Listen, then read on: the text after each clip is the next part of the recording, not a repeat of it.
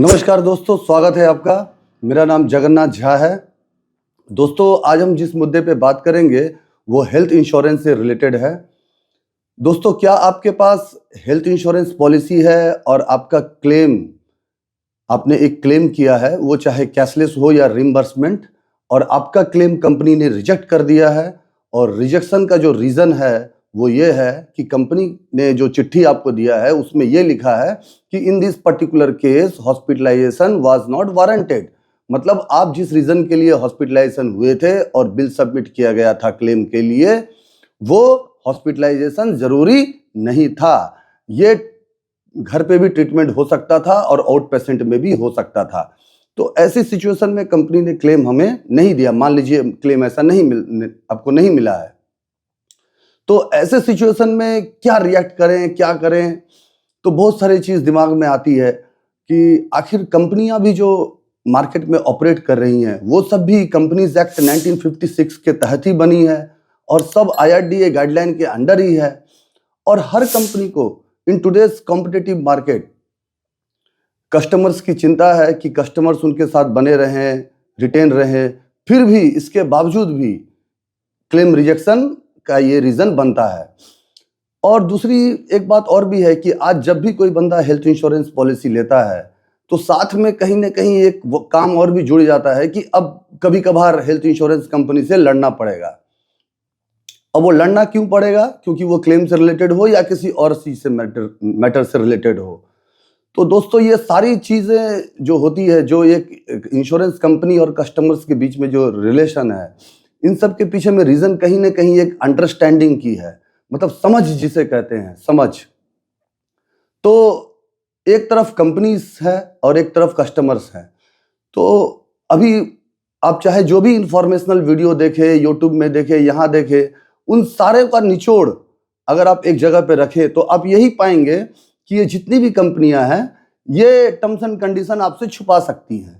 Total उनका जो कहने का वक्तव्य होता है वो कुछ इस तरह का होता है, और धीरे धीरे हमारे अंदर में वो राय डेवलप होने लगती है कि हमें क्लेम नहीं भी मिल सकता है। कुल मिला के एक अनजानपना, मतलब एक नहीं जानने की अवस्था जो है वो हमेशा बना ही रहता है। तो आज हम इस मुद्दे पे जब हम बात करेंगे तो आई थिंक बहुत सारा चीज़ इसमें क्लियर हो जाएगा कि ये जो पर्टिकुलर क्लेम है, ये क्लेम जब रिजेक्शन मेरा ऐसा होता है तो उसमें हमें क्या रिएक्ट करना चाहिए, क्या सोचना चाहिए, क्या करना चाहिए, ये सारी बातों का आंसर आपको मिल जाएगा। बट इसके लिए अंडरस्टैंडिंग की तरफ हमें जाना होगा, और वो अंडरस्टैंडिंग के लिए हमें सबसे पहले अपने दिल और दिमाग को लेन और देन से बाहर करना होगा। मतलब इसमें ऐसा नहीं सोचना पड़ेगा कि मुझे तो नहीं मिला ना क्लेम, मुझे तो अपने से मतलब है, मुझे दूसरों से क्या लेना देना। अगर ये चीज़ अगर हम सोचना चाहते हैं तो बेशक सोच सकते हैं, वो हमारे ऊपर है और इसके लिए हम आज़ाद हैं। बट इसमें रियलिटी कभी भी समझ में नहीं आएगी, और एक लड़ाई का एक अनवरत सिलसिला, थाना, फौजदारी, कोर्ट कचहरी जो है वो फिर चलता ही रहेगा इंश्योरेंस कंपनी के साथ। तो चलिए इसे एक प्रैक्टिकल एग्जाम्पल के तौर पे देखते हैं।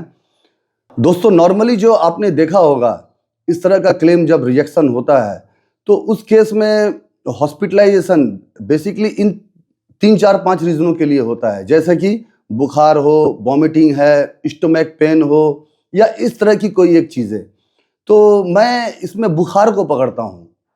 अब अगर बुखार को पकड़ें तो मान लीजिए एक वक्त में, एक पर्टिकुलर पॉइंट ऑफ टाइम में 20 लोगों को सेम लेवल का बुखार हुआ है, और वो सेम लेवल का बुखार इस लेवल का है कि जिस पर कि अगला मरेगा नहीं। मतलब वो बुखार ऐसा है कि जिस पे 20 में से 3 लोग हॉस्पिटल नहीं जाएंगे और 17 लोग जाएंगे। अब ये 17 लोग क्यों जाएंगे हॉस्पिटल? क्योंकि ये प्रिकॉशन रखते हैं, ये काफी सतर्कता बरतते हैं, और बरतना चाहिए भी। ये सही है अपनी जगह पे, वो 101% सही है, इसमें कोई दो राय नहीं है। क्योंकि किसी भी वक्त आदमी को अगर मन में शांति ना मिले तो उसमें कोई लाभ नहीं है। तो ये 17 लोग हॉस्पिटलाइजेशन जाएंगे और ये 3 लोग हॉस्पिटल नहीं भी जा सकते हैं। ये या तो आउट पेशेंट में ट्रीटमेंट कराएंगे या फिर जो भी हो कोई एक उपाय करके, घरेलू उपचार हो या कुछ करके अपना वो ठीक होंगे। तो सही ये 3 लोग भी हैं और ये 17 लोग भी हैं। तो गड़बड़ कहाँ पे है, चलिए वो देखते हैं। तो अब मान लीजिए ये 17 लोग जब हॉस्पिटलाइजेशन होते हैं उसी लेवल का बुखार लेकर के, जिस पर कि ये 3 लोग हॉस्पिटल नहीं गए, अब अगर ये जाते हैं तो ये कैशलेस के लिए अप्लाई करते हैं। अप्लाई करने के बाद इनका जब कंपनी के पास में जब रिक्वायरमेंट जाता है कैशलेस क्लेम के लिए, तो कंपनी वहाँ से रिस्पॉन्स भेजती है कि आपका क्लेम हमने रिजेक्ट कर दिया है, और वो रिजेक्शन का जो रीज़न है वो ये है कि आपको इस केस में हॉस्पिटलाइजेशन होना ज़रूरी नहीं था। ये 17 लोग फिर जाते हैं क्लेम डेस्क में, वहाँ देखते हैं कि वहाँ जब बात करते हैं, पूछते हैं कि वो फिर बताते हैं उनको कि आपका क्लेम तो रिजेक्ट कर दिया, इस कंपनी का यही नाटक है, हमने दूसरी कंपनियों से भी डील किया है। फिर जब दूसरी कंपनी के लोग आते हैं उनसे भी यही बात दोहरा देते हैं, मे भी हो सकता है। तो ऐसे ही है, तो आपका क्लेम रिजेक्ट हो गया है, अब आप देखिए कोर्ट में जाएंगे या क्या करेंगे। अभी मान लीजिए ये 17 लोग घर आते हैं मायूस होकर के कि इन्हें क्लेम नहीं मिला जिस पर कि इनको मिलना चाहिए था, और इनका बिल किसी का 70, किसी का 80, किसी का 30, किसी का 35, ऐसा इनका बिल था। माने बीमारी का लेवल उसी टाइप का था। तो अब ये जब घर आते हैं, ये फेसबुक देखते हैं, फेसबुक में ऐड देखते हैं किसी संस्था के द्वारा कि क्या आपका मेडिकल इंश्योरेंस क्लेम रिजेक्ट हो गया है, क्या आपका क्लेम का अमाउंट आपको नहीं मिला है, आपका कैशलेस रिजेक्ट हो गया है, क्या आपके हक को पैरों तले रौंदा गया है। जब ये इस तरह का ऐड देखते हैं तब इनको लगता है कि हाँ बिल्कुल हमारे साथ तो ऐसा हुआ है। तब ये फिर नीचे में आता है फ़ोन नंबर कि आप इस नंबर पे आप कांटेक्ट कीजिए, हम आपकी सहायता करेंगे क्लेम दिलवाने में। तो ये 17 लोग मैं मान के चलता हूँ कि ये इनसे अप्रोच करते हैं, इनके पास अप्रोच करते हैं और जाते हैं क्लेम के लिए। अब ये 17 लोगों को ये संस्था ले जाती है कोर्ट में या अम्बड्समैन में, जहाँ भी ले जाती है, तो वहाँ पे सिचुएशन को देखते हुए, प्रेजेंट सिचुएशन को देखते हुए कोर्ट मान लीजिए इनको क्लेम दे देती है कि आपको क्लेम मिलना चाहिए, और कंपनी को ऑर्डर करती है कि क्लेम इनको दे दीजिए 17 लोगों को। अब ये 17 लोग, अब फिर वही संस्था फिर फेसबुक पे यहाँ भी ऐड करती है कि हमने देखा क्लेम तो दिला दिया, इनको क्लेम दिला दिया, उनको क्लेम दिला दिया। और ये 17 लोग भी बोलते हैं कि भाई भारत आज़ाद देश है, अपना हक लेकर के रहेंगे, हक मिलना ही चाहिए, इस तरह का जो चीज़ है, और ये अच्छी बात है, ये होना भी चाहिए। तो मामला क्या यही ख़त्म हो गया? एक्चुअली मामला यहाँ से स्टार्ट होता है। मामला यहाँ से क्या स्टार्ट होता है कि अब अगले साल तो हमें पॉलिसी को रिन्यू भी करना है ना। तो मान लीजिए अगले साल, अभी नवंबर चल रहा है, अगले साल मुझे जुलाई मंथ में रिन्यू करना है, तो तब जो मेरा रिन्यूअल नोटिस आएगा वो कुछ इस तरह का आएगा कि मान लीजिए अभी मेरा 17,261 रुपया प्रीमियम है, तो अगले साल जो है मेरा रिन्यूअल नोटिस आएगा 28,229 रुपया या 31,000 समथिंग। क्यों ऐसा?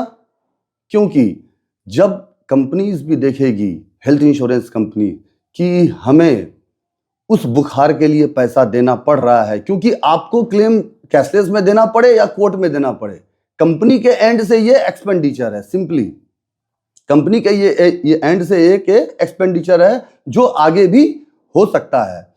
तो अब ये कंपनी जब हिसाब करने बैठेगी अपना, तो ये 17 लोग, अभी 17 लोग हैं, 1700 हो सकते हैं, 17 लाख हो सकते हैं, 17 करोड़ हो सकते हैं।